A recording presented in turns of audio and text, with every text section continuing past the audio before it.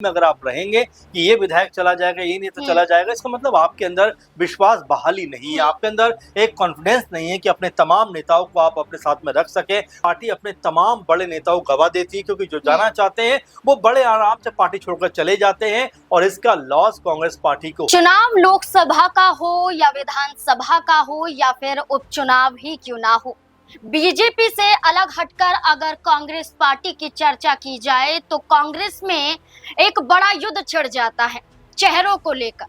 और इन्हीं चेहरों को लेकर एक बड़ी बगावत की बू भी आ जाती है। ऐसा ही सिलसिला मध्य प्रदेश की राजनीति में कांग्रेस पार्टी के अंदर देखने को मिल रहा है। ये माना जा रहा है कि कांग्रेस पार्टी के बड़े नेता अवधेश नायक कांग्रेस पार्टी का साथ छोड़ सकते हैं, और अवधेश नायक की नाराजगी को देखते हुए अचानक मध्य प्रदेश के पूर्व मुख्यमंत्री और पूर्व राज्यसभा सांसद दिग्विजय सिंह भरे मंच से माफी मांगते हुए भी नजर आते हैं। आखिरकार क्या मामला है कि कांग्रेस के अंदर उपचुनाव जीतने के लिए जी तोड़ मेहनत होनी चाहिए, वहां नजर आ रहा है कि कहीं उनकी पार्टी के नेता दूसरे दल में शामिल ना हो जाए। एक डर है कि उपचुनाव तो छोड़िए, कहीं उनकी ही पार्टी के नेता बगावत ना कर जाएं। आखिरकार इस पूरे मामले में क्या कांग्रेस पार्टी राज्यसभा चुनाव के बाद अब उपचुनाव भी हार जाएगी या फिर रूठों को कांग्रेस पार्टी मनाने में कामयाब हो जाएगी? चर्चा करेंगे इसी मुद्दे पर, और चर्चा करने के लिए हमारे साथ मौजूद हैं वरिष्ठ सहयोगी अमन जी। सर, अवधेश नायक की मुलाकात होती है भारतीय जनता पार्टी के प्रत्याशी आशुतोष तिवारी से। ये कहा जा रहा है कि खुद आशुतोष तिवारी अवधेश नायक के पास पहुंचते हैं, मुलाकात होती है बंद कमरे में, और मुलाकात के बाद ये माना जा रहा है कि बीजेपी में शामिल होने की तो कोशिश नहीं कर रहे हैं अवधेश नायक, क्योंकि उनका टिकट कट गया। उन्हें उम्मीद थी कि उपचुनाव में कांग्रेस पार्टी उन्हें मौका देगी, लेकिन मौका नहीं मिला, तो पार्टी और चुनाव से दूरी अवधेश नायक की देखी जा रही है। देखिए, बिल्कुल, और जाहिर बात है कि ये बात पहले भी निकल कर सामने आ रही थी कि अवधेश नायक जो हैं वो तमाम बीजेपी नेताओं के संपर्क में हैं। कई जगह पर गुप्त मीटिंग हुई है, उनके घरों पर आना जाना हुआ है, और इन तमाम चीज़ों को देखते हुए लगता है कि क्या अवधेश नायक अब बीजेपी का समर्थन इस चुनाव में करते हुए दिखाई पड़ेंगे। अब दो बातें आप देखिए, एक तरफ नरोत्तम मिश्रा जो पहले ही अपना पर्चा खरीद चुके थे, वहीं अवधेश नायक की बात करें तो वो भी अपना पर्चा खरीद चुके थे, और यहाँ पर नरोत्तम मिश्रा का टिकट कटता है, उनके तमाम जो समर्थक हुड़दंग करते हैं, लेकिन पार्टी लेवल पर तमाम चीजों को मैनेज कर लिया जाता है। वहीं अगर अवधेश नायक की आप बात करें, उन्होंने भी पर्चा खरीद लिया, उन्होंने भी एक तरीके से जताया कि वो भी चुनाव लड़ना चाहते हैं, लेकिन पार्टी ने घनश्याम सिंह के ऊपर भरोसा जताया कि भाई आप चुनाव लड़िए। अब बड़ा सवाल ये बन पाता है कि क्या बीजेपी की तरह, क्योंकि नरोत्तम मिश्रा भी छोटे लेवल के नेता नहीं है, एक बड़े लेवल के नेता है, उनको अगर मैनेज कर लिया जाता है तो क्या कांग्रेस पार्टी की तरफ से अवधेश नायक को मनाया जाएगा? ये अपने आप में बड़ा प्रश्न इसलिए बन जाता है क्योंकि ऐसे मौकों पर, ऐसे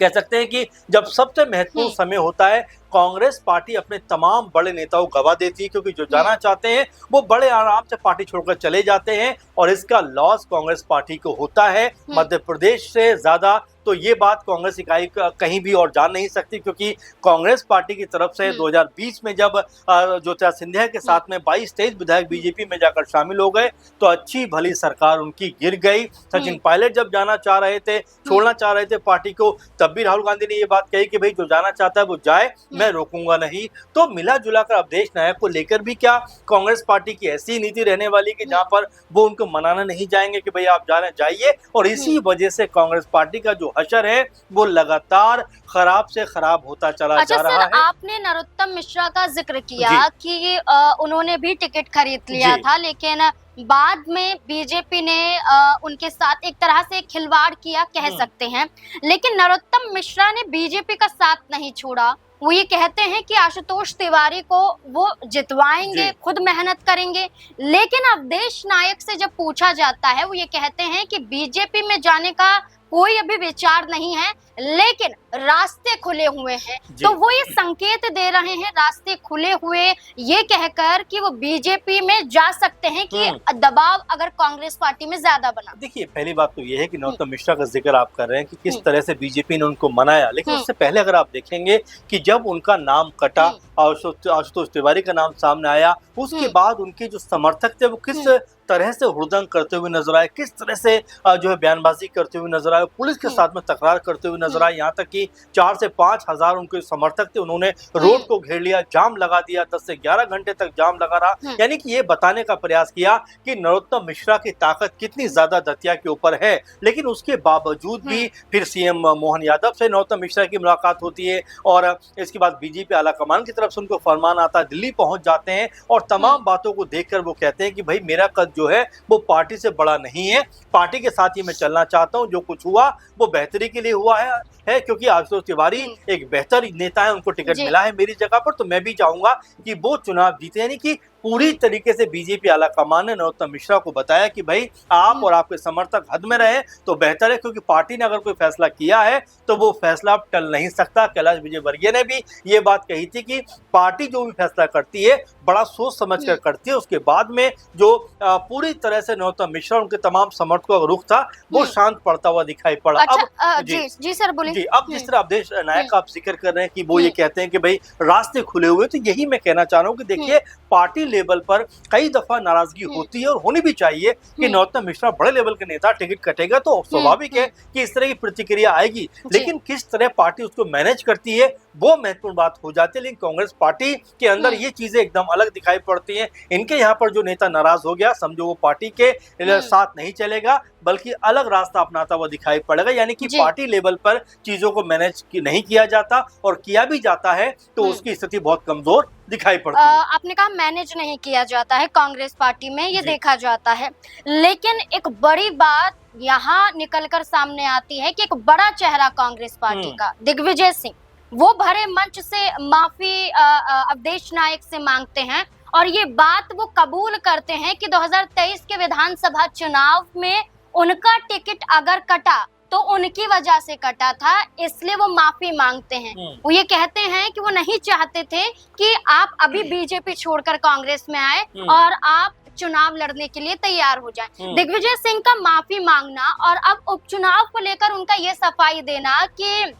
उनकी पृष्ठभूमि देखी जाए, अवधेश नायक की बैकग्राउंड देखा जाए तो आरएसएस से जुड़े हुए वो नेता हैं। उनका कहना है कि अगर उपचुनाव में वो जीतते तो वो बीजेपी में जाकर शामिल हो जाते, इसी डर की वजह से उनका नाम आगे नहीं किया है। तो यहाँ पर अगर देखा जाए नाज़मीन, तो पहली बात तो ये समझ में आती है कि अगर वो आरएसएस से जुड़े हुए हैं, बीजेपी से जुड़े हुए, तो आखिर कांग्रेस पार्टी में वो क्यों हैं जब इस तरह डर का माहौल। देखिए सबसे बड़ी बात क्या होती है कि जब आप पार्टी चला रहे हैं तो इस तरह के डर के माहौल में अगर आप रहेंगे कि ये विधायक चला जाएगा, ये नेता चला जाएगा, इसका मतलब आपके अंदर विश्वास बहाली नहीं है, आपके अंदर एक कॉन्फिडेंस नहीं है कि अपने तमाम नेताओं को आप अपने साथ में रख सके, मजबूती के साथ में आगे बढ़ सके। क्योंकि बारंबार हम लोगों ने देखा है कि कांग्रेस पार्टी के लोग या तो बगावत कर देंगे या फिर अपने ही प्रत्याशी के खिलाफ जाकर वोट कर देंगे राज्यसभा जैसे चुनावों में, और तमाम तरह से अपनी ही पार्टी के खिलाफ जो है पूरा माहौल बनाते हुए दिखाई पड़ेंगे। तो कुल मिला जुला कर यही दिखता है कि देखिए चाहे दिग्विजय सिंह जैसे बड़े नेता अगर इस बात को स्वीकार करते हैं तो क्या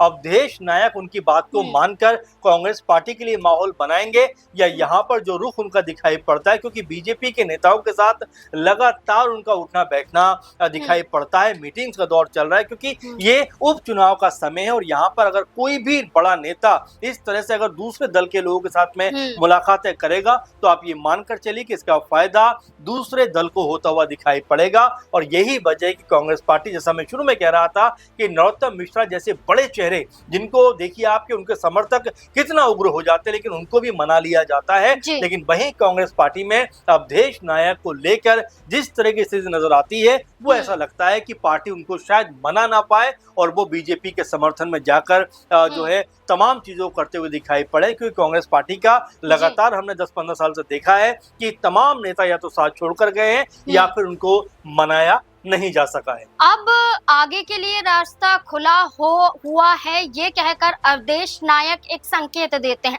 वहीं दूसरी तरफ ये कहते हैं कि दिग्विजय सिंह ने गलती मानी है, वो बहुत बड़े आदमी हैं। ऐसे शब्दों का इस्तेमाल अवधेश नायक करते हैं और इससे दो मायने निकाले जा रहे हैं। एक तरफ कि वो कांग्रेस पार्टी में रहने के लिए तैयार हैं, वो कहीं नहीं जाएंगे क्योंकि दिग्विजय सिंह ने अपनी गलती को स्वीकार किया। वहीं दूसरी तरफ आगे के लिए रास्ते खुले हुए हैं ये कहकर और बीजेपी नेताओं से मुलाकात कर रहे हैं। इससे ये भी संकेत मिल रहा है कि नाराजगी है और इसी नाराजगी के चलते बड़ा कदम उठाने के लिए मजबूर भी हो जाएंगे। क्योंकि जब उनसे कहा जाता है कि आप चुनाव प्रचार प्रसार क्यों नहीं कर रहे हैं, आगे क्यों नहीं आ रहे हैं, तो मौसम और चुनाव का हवाला देते हुए वो ये कहते हैं कि वो अपने कार्यकर्ताओं के साथ व्यस्त हैं। अब ऐसे में देखना होगा कि अवधेश नायक आने वाले समय में क्या कदम उठाते हुए नजर आते हैं। इस पूरे मुद्दे को लेकर आपको क्या लगता है, अपनी राय हमारे साथ जरूर साझा करें। धन्यवाद।